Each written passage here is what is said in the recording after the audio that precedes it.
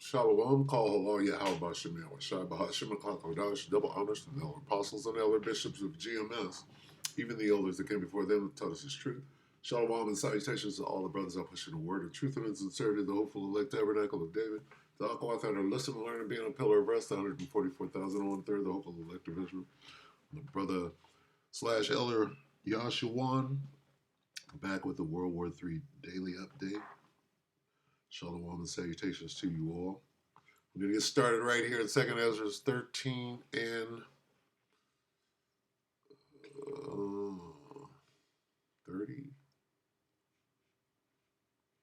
29. 2nd Ezra 13 and 29. Behold, the days come when the Most High will begin to deliver them that are upon the earth, and it shall come to the astonishment of them that dwell on the earth. And one shall undertake, here's the point, World War III, one shall undertake to fight against another, one city against another, one place against another, one people against another, okay? And that's where we are. And if you're paying close attention, you can see the war in heaven, which is the war in the sky. They're calling it drones against the orbs, but it's actually the chariots of Israel fighting and hovering and bulwarking these military bases here on Earth. If you're paying attention, that's the one realm against another. Anyway, okay, it's your World War III. Anyway, and just touching on that real quick, I don't usually use Luke.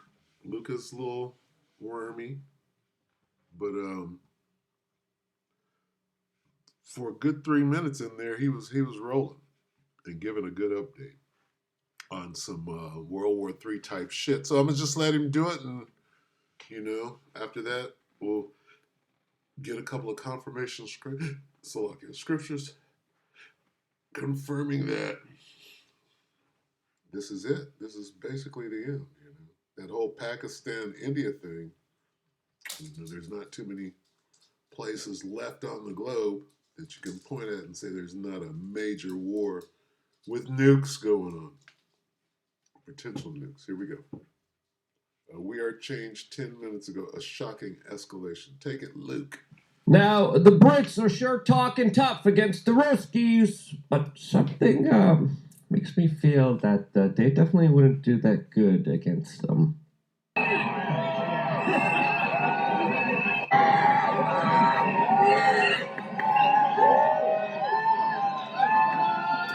He's a bit of a clown, so you got to deal with the comedy. Yeah, look at all those portly, curious, weird, androgynous, eugenicized soldiers? Yep, that's the state of American foreign policy and the geopolitical situation on our hands right now that is getting very weird and complicated, to say the least, here, specifically with the latest crazy developments that are happening right now between Russia and Ukraine. There's also some big developments now happening with Iran. Pakistan and India are about to go at it right now, as we got some very interesting talking points between China and the United States, as those two countries also look like they are at odds with each other. But predominantly, I wanted to focus on what's happening right now in Ukraine. We're going to hopefully get into all of these particular topics, but right now, when it comes to the very sad, eye-opening, desperate situation for Ukraine, we're dealing with something that a lot of very powerful people are doing what they can, trying to stop this senseless war that has been going on for far too long and should have never stopped. As Donald Trump came out and said Crimea will stay with Russia, as he yesterday publicly announced Vladimir Putin to stop bombing Kiev. And now what we have on our hands is the Ukrainians, along with their CIA-trained proxies and private mercenaries, going after and assassinating a top Russian general inside of Russia in another apparent terrorist attack. That is absolutely huge. Excuse me, I'm eating my morning watermelon. That took his life in a car bomb. All of this is happening as Donald Trump's envoy is meeting with Vladimir Putin in Moscow. As a couple days ago, it's fair to assume that Russia sent the message to Kiev. Kiev is sending this message back, showing that, yeah, we are going to covertly go after some of the highest ranking members of the Russian military and government like they have previously. Do you understand what this is?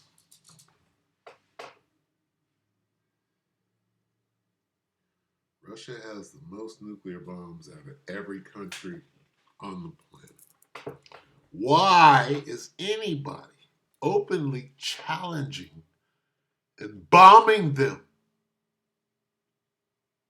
What else do you need to know where this thing is going? Why is somebody assassinating their officials, bombing, shooting long range? Why is anybody doing any of that? Why are they setting up on the border and just running up on Vladimir Putin and starting World War III and ensuring, mutually assured, destruction? Why? They don't have a choice. It's not them. Everything. I'm going to get one scripture. Here's why. Proverbs 21. I'm not even going to go into it. Oh.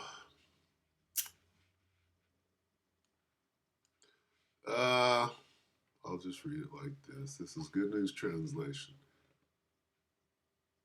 Proverbs 21:1. The Lord controls the mind of a king as easily as he directs the course of a stream. Mind control, right? If you're familiar with MK Ultra, this is not ultra. This is supreme mind control. MK Ultra is MK, mind control. Ultra, this is mind control supreme. Nothing above it. So whatever you see happening is because of the controversy of Zion.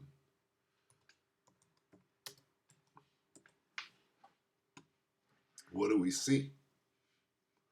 We see everybody eventually meeting up where? In the valley of Yahushua. Who? The armies of the world. What are we talking about? What's going on? What is he talking about? He talking about shocking escalation of what? War. Niggas fighting each other and using bigger and bigger weapons of destruction. What's going on here? Why? Joel 3:2 in the NLT. I will gather the armies of the world into the valley of Yehoshaphat. There I will judge them for harming my people. That's why. Ambush. Everybody's being drawn into an ambush. First, you got to start fighting each other. Then you're going to wind up in the Middle East, right? Why? Because it's a coalition. Why is Russia? Well, because they got to go help the homies, Iran over there. Got to go down to Syria and be a guard unto them. That's how they wound. How do we wind up in the world? Got to be a guard unto them. I got my marching orders. Right? Got your marching orders pursuant to Proverbs 21:1. Anyway, yeah. That's where it's going. I mean, we can do more. Beforehand, as the last time they did this, they used a scooter to blow up a top Russian general that was warning about the biolab weapons that were being built there since 2014 in Ukraine with the help of the United States and, of course, Dr. Fauci. Curious how Dr. Fauci just got a pardon all the way from 2014 at the same time. That's just a coincidence. You know, don't question, don't believe anything. Skullduggery from the highest level. Russian general, Israeli IDF unalives with pagers. You see this shit going on? You tell me what the hell's going on here. Where'd my revelation go? So log in. Anyway, with that, go listen to Luke.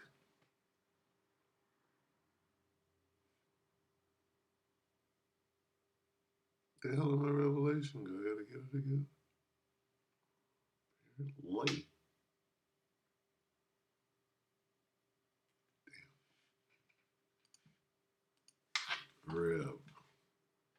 Reverend Do Right.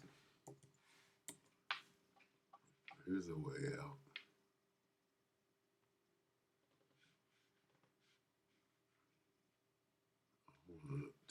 Old school. Revelation 11 and 14. The second woe is past, and behold, the third woe, right? Woe is destruction, or in this case, war. Third war, world war. Second world war is past, and behold, the third world war cometh. Quickly with that, we hope that the elector edified you, brothers and sisters. Shalom.